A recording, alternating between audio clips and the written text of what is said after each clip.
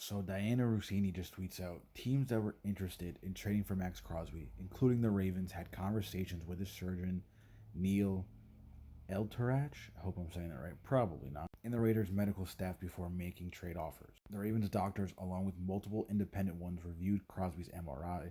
They were unified in the belief that Crosby's short-term outlook was positive, but there were concerns about the long-term prognosis of Crosby's knee per source. Baltimore believed the risk was too high given the compensation it was giving up. So I don't know if this is the Ravens going out and being like, we were sold a bad bag of goods and we just weren't happy with what we saw from what we were told. Because at least the narrative that's been pushed since the Raiders put out that statement saying the Ravens backed out of the trade and that they're no longer going to comment further, everyone's been like, well, the Ravens did something here that is not being talked about. The Ravens have a decent history of looking at players' injuries and going on what their doctors and who they trust believe, and it's kind of worked. Everyone brings up Ryan Grant back in 2018, and he played only, 2 years after that, 2018 failed physical situation. We can look at Zach Orr, who was most recently the Ravens defensive coordinator. He had his own career-ending injury, and obviously he never played again after that whole situation kind of came to, an end. So I don't know. This whole thing has just gotten out of control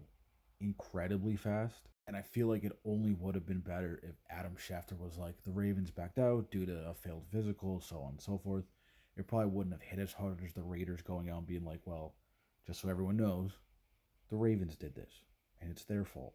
So I'm just hoping at some point we're going to hear from Eric DaCosta or someone on the Ravens staff, because I want to know what's going on, because it feels like it's everyone putting their opinions out and their thoughts on this, and the Ravens are just like, I don't know what to tell you. We're gonna wait. We're not gonna say anything. We're gonna let the narrative go however it goes. So I don't know. I don't know.